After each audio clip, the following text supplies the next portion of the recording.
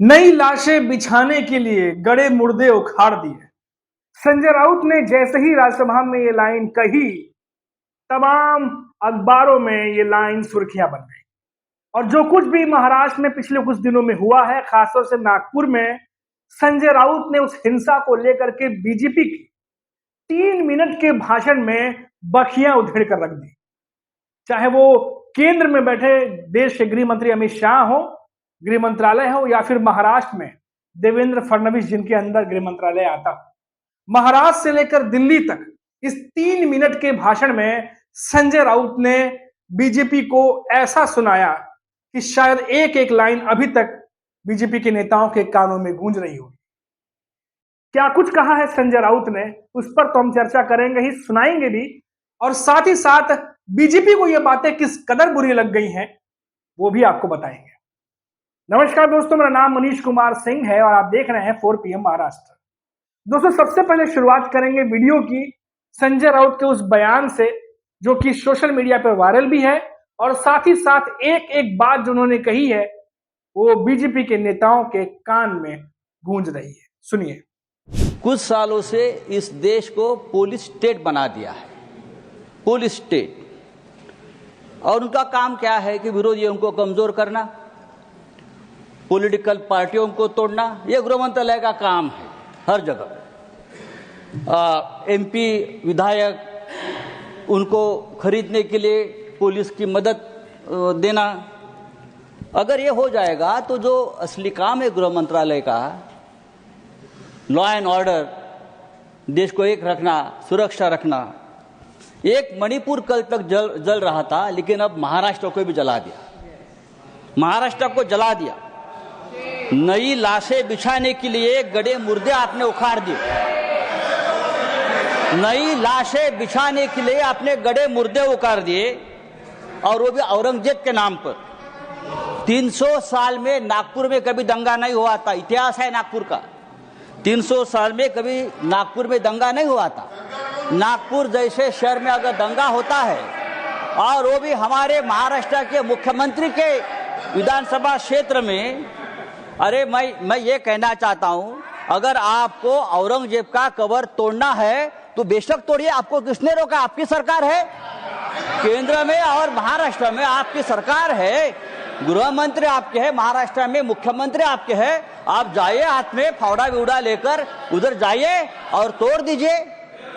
लेकिन आपके बच्चों को भेजो, हमारे बच्चों को मत भेजना। आपके बच्चे विदेश में पढ़ रहे, आपके बच्चे विदेश में काम कर रहे, और जो गरीब बेरोजगार बच्चे हैं उनका आप दिमाग संजय राउत जी भाषण समाप्त लगा दिया है। सर, मैं कहता हूं ये इस प्रकार का काम रोकने की जिम्मेदारी। तो देखा आपने दोस्तों, संजय राउत ने नागपुर हिंसा पर साफ कहा है कि 300 सालों में कभी भी ऐसा इंसिडेंट नागपुर में नहीं हुआ। वो नागपुर जहां पर, जो कि खुद देवेंद्र फडणवीस महाराष्ट्र के सीएम जहां से आते हैं, गृह मंत्रालय उनके अंदर है, फिर भी उन्हीं के घर में इस तरह की हिंसा हो जाती है।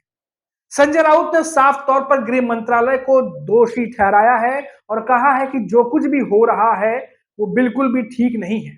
नई लाशें बिछाने के लिए गड़े मुर्दे उखाड़े जा रहे हैं। औरंगजेब पर जिस तरीके से राजनीति की जा रही है वो बिल्कुल भी देश के आपसी सद्भावना के लिए ठीक नहीं है। इतना ही नहीं दोस्तों, संजय राउत ने पुलिस, ईडी, सीबीआई, इन तमाम चीजों को लेकर के भी गृह मंत्रालय को घेरा। कहा कि पिछले कुछ सालों से इनकी जिम्मेदारियां जो हैं वो बदल गई हैं। अब कैसे किसको तोड़ना है, किस नेता को बसाना है, किस नेता पर कार्रवाई करनी है, तमाम चीजें जो है गृह मंत्रालय कर रख। जिस तरीके से उन्होंने कल संबोधन किया दोस्तों, अपने उनकी बातें सुनी। अब देखिए दोस्तों, ये संजय राउत जो है ये लगभग हर दिन प्रेस कॉन्फ्रेंस करते हैं और बीजेपी के साथ साथ महाराष्ट्र की सरकार पर निशाना साधते हैं, और इनकी बातें बीजेपी के नेताओं को बिल्कुल भी पसंद नहीं आ रही है। और इसका ताजा उदाहरण है महाराष्ट्र के सीएम देवेंद्र फडणवीस का वो बयान जो उन्होंने संजय राउत के संदर्भ में कहा है। आपको याद होगा, एक बार देवेंद्र फडणवीस ने कहा था कि संजय राउत की बातों पर वो प्रतिक्रिया देना जरूरी नहीं समझते, लेकिन अब उन्हें प्रतिक्रिया देनी पड़ी है। उन्होंने कहा कि संजय राउत को दिमाग का इलाज कराना चाहिए, और इसके लिए चाहिए तो सरकार की तरफ से बंदोबस्त भी कर दिया जाएगा। एक तंज कसा है देवेंद्र फडणवीस ने संजय राउत पर, और कहा कि किसी ने कहा कि सिंगापुर में अच्छा इलाज होता है तो वहां भी भेजकर इलाज कराने के लिए हम तैयार हैं और उनके लिए एक विशेष अलग से व्यवस्था भी की जा सकती है सरकार की तरफ से, महाराष्ट्र सरकार की तरफ से। ये देवेंद्र फडणवीस कह रहे हैं संजय राउत के लिए। अब देखिए दोस्तों, किस तरीके से संजय राउत का तंज चाहे बीजेपी के लिए हो, चाहे बीजेपी का तंज संजय राउत के लिए हो, पिछले कुछ दिनों से लगातार जो संजय राउत जिन पर प्रतिक्रिया देना देवेंद्र फडणवीस जरूरी भी नहीं समझते थे, उनकी प्रतिक्रिया आने लगी है। क्योंकि संजय राउत ने महाराष्ट्र में पिछले 1 महीने से चल रही जो राजनीति है, जो औरंगजेब की कब्र पर कर रहे हैं या धर्म को लेकर कर रहे हैं, साथ ही साथ जो बीजेपी के नेता हैं जो नफरती बयान करते हैं, उनको लेकर संजय राउत जिस तरीके से घेराबंदी कर रहे हैं, रोज वो सरकार पर निशाना साधते हैं। अब इससे कहीं ना कहीं बीजेपी के नेता परेशान होने लगे हैं, क्योंकि औरंगजेब का मुद्दा महाराष्ट्र में नहीं चला। ये बात सिर्फ संजय राउत नहीं बल्कि महाविकास अघाड़ी के कई नेता लगातार कह चुके हैं। औरंगजेब का मुद्दा जिस तरीके से बीजेपी के नेताओं ने उठाया था, एक नेता नहीं कई नेताओं ने इस पर बयानबाजी की थी। उन्हें लगा कि महाराष्ट्र में जिस तरीके से हमने देखा कि कई बार यूपी की सीएम जो है योगी आदित्यनाथ, वो भी नाम लेते रहते हैं, महाराष्ट्र में भी नेताओं को लगा, बीजेपी के नेताओं को, कि ये मुद्दा जो है वो बहुत ज्यादा चलेगा और कहीं ना कहीं इस मुद्दे से फिर वो कई सारे जो चीजें होती हैं वो अपनी तरफ करने में कामयाब रहेंगे। लेकिन महाराष्ट्र में ये मुद्दा औंधे मुंह गिरा। और तो और नागपुर में जहां आरएसएस का मुख्यालय है, उनके ही प्रचार प्रमुख कह देते हैं कि औरंगजेब आज के डेट में प्रासंगिक नहीं है और इसीलिए साफ तौर पर अप्रासंगिक है, तो उस पर बात करना फिजूली है। अब देखिए दूसरी तरफ देखिए जो संजय सिंह है, उन्होंने भी किस तरीके से हमला बोला है। उन्होंने कहा कि एक तरफ जहां दूसरे देश अंतरिक्ष में जा रहे हैं, टेक्नोलॉजी की बात कर रहे हैं, वहां हमारे देश की सरकार कब्र खोदने में लगी है। यानी कुल मिलाकर यह कहना गलत नहीं होगा कि औरंगजेब का मुद्दा महाराष्ट्र में बीजेपी के लिए उल्टा पड़ गया। उनके ही सहयोगियों ने बीजेपी को सुनाना शुरू कर दिया। जैसे मैंने आपको बताया था कि अजीत पवार के एनसीपी के नेता अमोल मिटकारी ने भी इस मामले पर बीजेपी को खरी खोटी सुनाई थी और अमोल मिटकारी ने यह बात कही थी कि अगर आपको औरंगजेब का कब्र तोड़ना ही है तो आप अपने बच्चों से तोड़वाइए, ना कि किसी और से कहिए कि हमारे हिंदू भाई तोड़ेंगे। हिंदू भाई क्यों तोड़ेंगे? ये बात अमोल मिटकारी ने कही थी और यही बात संजय राउत कहते नजर आए। संजय राउत ने भी ये बात कही कि अगर आपको कब्र तोड़ना है तो सरकार आपकी है, आप जाके तोड़िए, किसने रोका है, लेकिन आप अपने बच्चों से तोड़वाइए।